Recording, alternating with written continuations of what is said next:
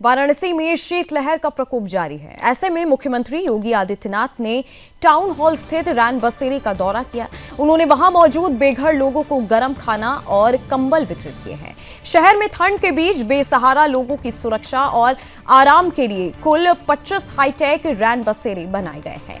इनमें पर्याप्त बिस्तर, हीटर और अन्य आवश्यक सुविधाएं उपलब्ध कराई गई हैं ताकि लोग सुरक्षित और गर्म वातावरण में रह सके।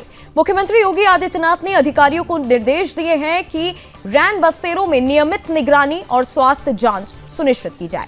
उन्होंने ये भी कहा कि जरूरत पड़ने पर अतिरिक्त रैन बसेरे तैयार किए जाएंगे और प्रशासन बेघर लोगों की संख्या के अनुसार संसाधन बढ़ाने के लिए सतर्क रहे। इस कदम से न केवल वाराणसी में ठंड के मौसम में बेसहारा लोगों को राहत मिली है, बल्कि राज्य सरकार की सामाजिक सुरक्षा और जन कल्याण की पहल को भी बल मिला है।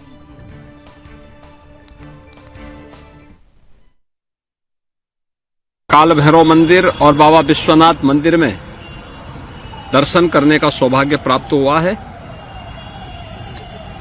साथ ही यहां पे काशी की चल रही विकास की परियोजनाओं की समीक्षा, उनका निरीक्षण भी यहां पर आज हमने किया है।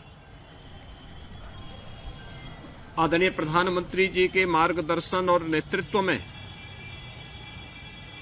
पिछले 11 वर्ष में 53,000 करोड़ रुपए से अधिक के प्रोजेक्ट काशी के लिए स्वीकृत हुए।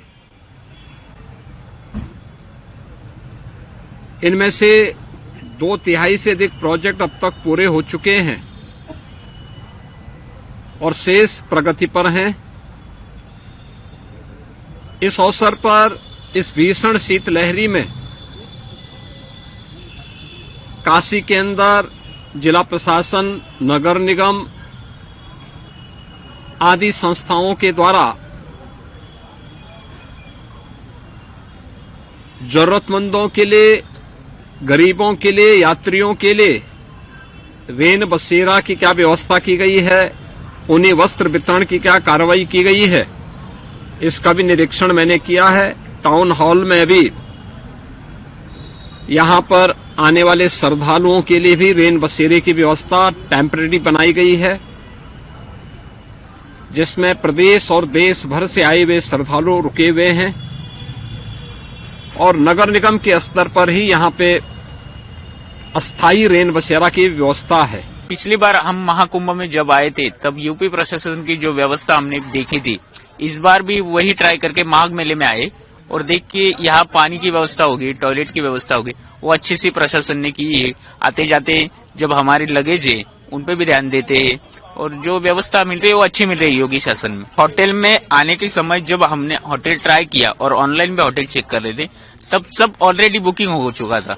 इसलिए हमारी यही मांग थी कि जो ये व्यवस्था है ये अच्छी सी है, रहने के लिए सब जगह है, कंबल दिए गए हैं, वाईफाई सुविधा दी है, पानी अच्छा मिल रहा है खाने के लिए, पीने के लिए, और टॉयलेट की व्यवस्था भी अच्छी है। देखिए, आज आपने देखा होगा जनपद वाराणसी में स्वयं माननीय मुख्यमंत्री जी का भ्रमण हुआ है।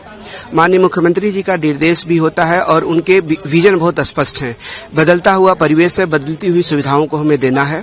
उसके क्रम में हम लोग यहाँ पर बहुत सारा प्रयास किए हैं। नगर निगम के द्वारा, जिलाधिकारी महोदय के द्वारा, कमिश्नर सर के निर्देश में हम लोग यहाँ पर कार्य कर रहे हैं और आप देखेंगे वाईफाई है।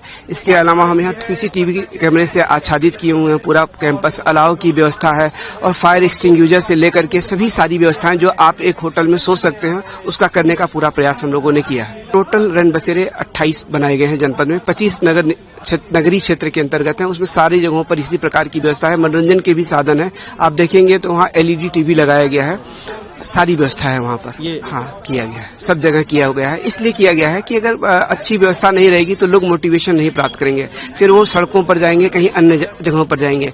आप देख भी रहे होंगे कि काशी एक धर्म नगरी है, पूरे देश के लोग आते हैं, हर प्रांत से लोग आते हैं, हर वर्ग के लोग आते हैं।